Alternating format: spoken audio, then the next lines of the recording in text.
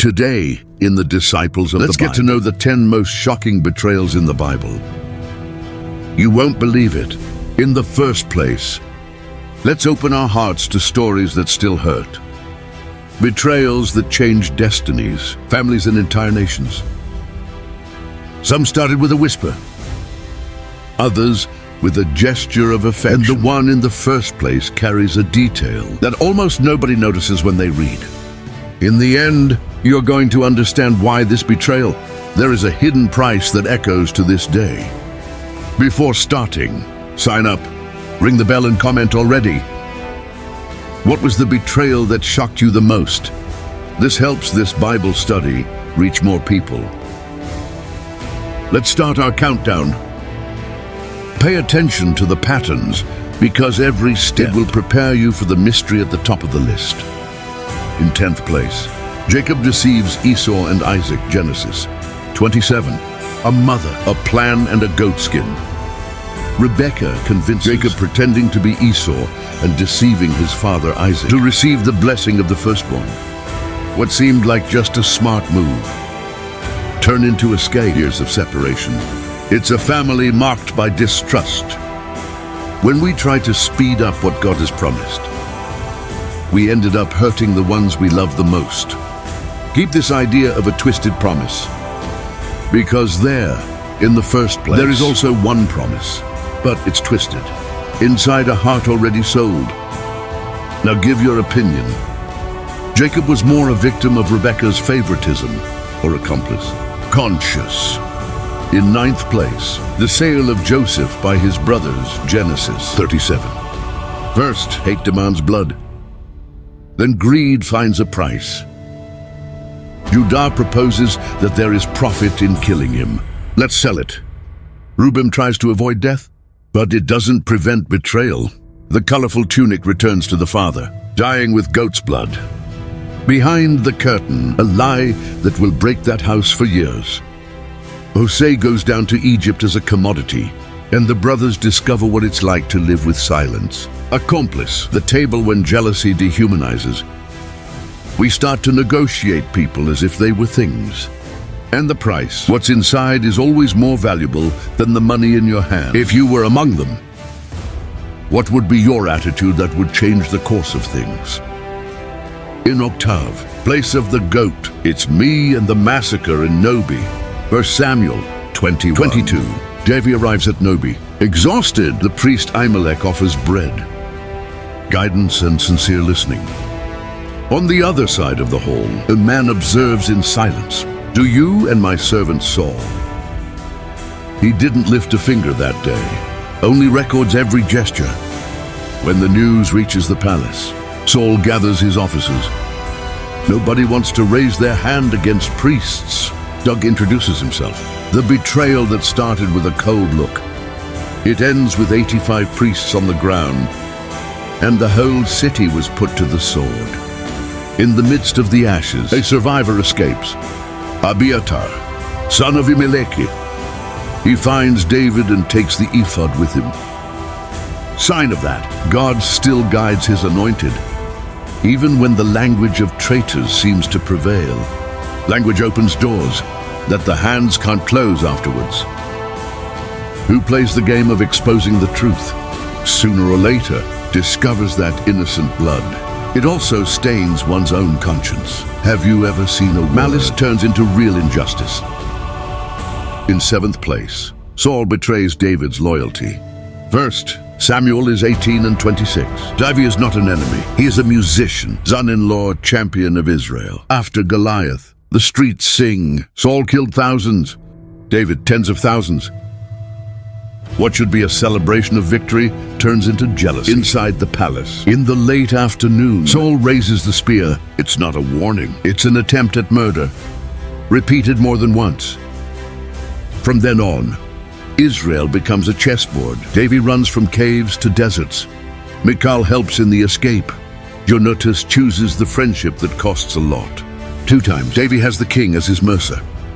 In the cave of En-Gedi and at the night camp, he only cuts the edge of the mantle. He spares the life and declares that he will not touch the anointed. Mr. David's faithfulness. expose the health betrayal in front of everyone. Authority without character turns allies into targets. Grandness, it's to hold hands when the chance of getting hurt is within reach. You've already been a target of someone who should have been protecting you. How did you respond without repeating the mistake?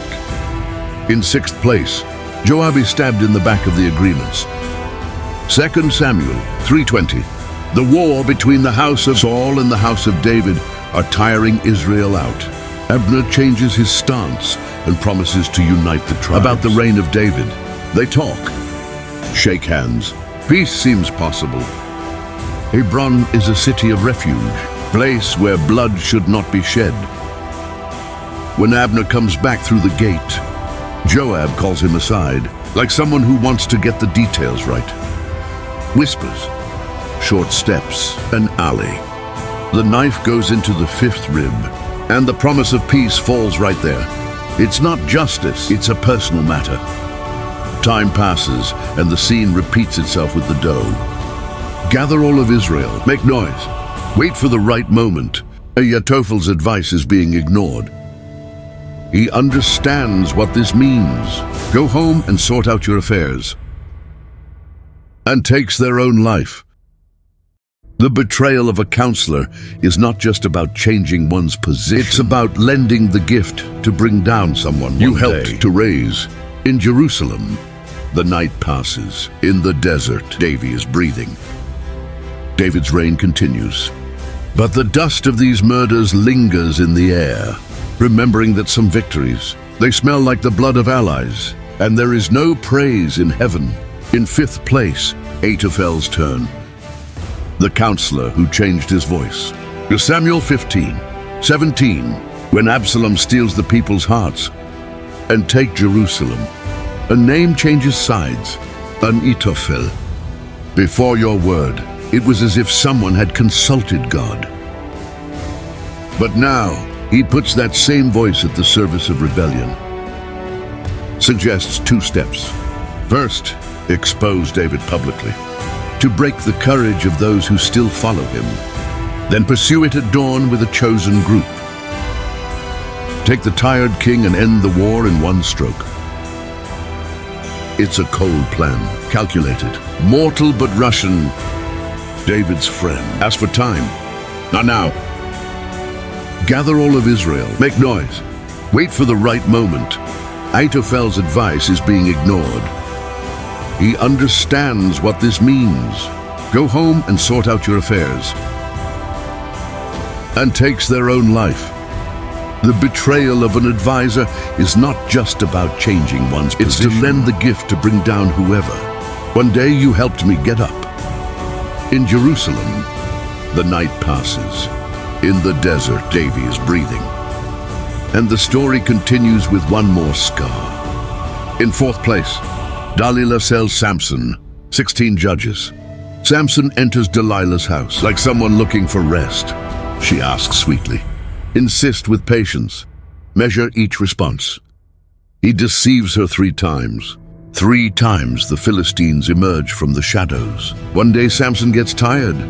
Open your heart and say it. Where is the sign of the vote that brought your strength? Delilah is waiting for sleep to weigh her down. One servant approaches. The braids fall to the ground. She screams. The Philistines. Samson is coming. He tries to get up as before and can't. Chain of laughs, pierced eyes. A hero guided by the hand of a rival. The house that promised affection turns out to be different, a door to captivity. The price was agreed in silver. The damage, nobody. Can you calculate? In third place, Jezebel against Naboth. 1 Kings 21. Ahab desires Naboth's vineyard. Listen, no, and go back to the palace sulking. Jezebel enters. Read the scene. Take the king's seal and write letters. Call for a fast. Put Naboth in the center. Arranges 2 witnesses willing to lie. The city obeys. Stone flies. The body falls. The land becomes free. Jezebel sends a message.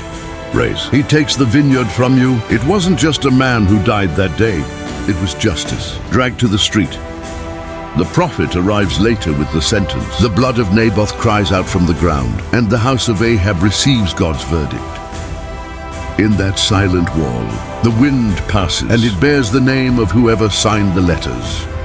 In the second place, Absalom against David, 2 Samuel 15:18.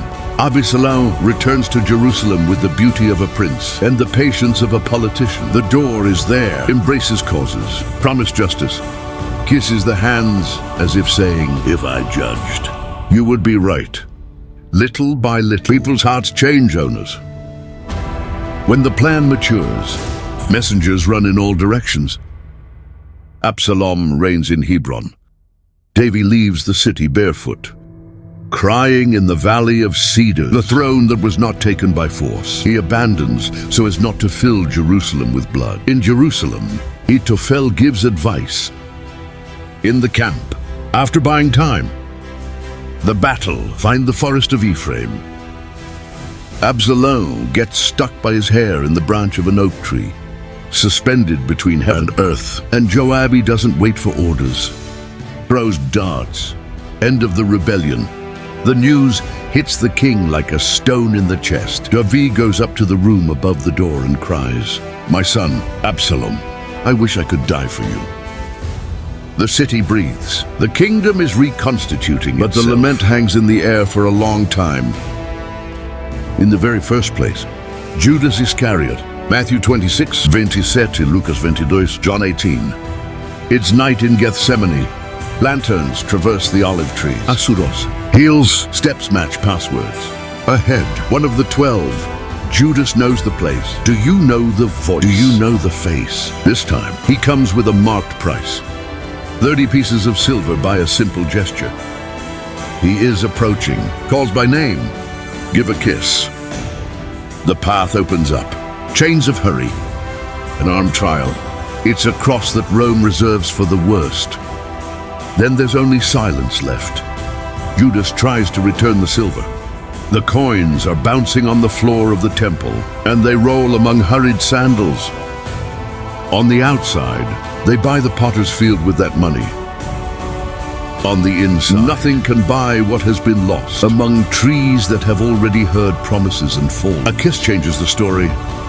The written price is silver. What doesn't weigh is what corrodes. When the innocent is sold, the dawn continues, and the world is heading towards a day that nobody forgets. Some sold their friends. Others have shed innocent blood.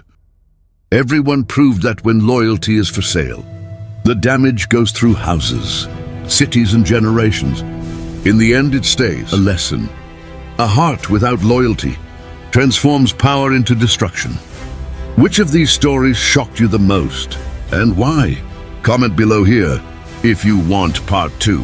Write in the comments, "I want part 2." And if this study has built you up, sign up for Disciples of the Bible and share it with those who love the Word.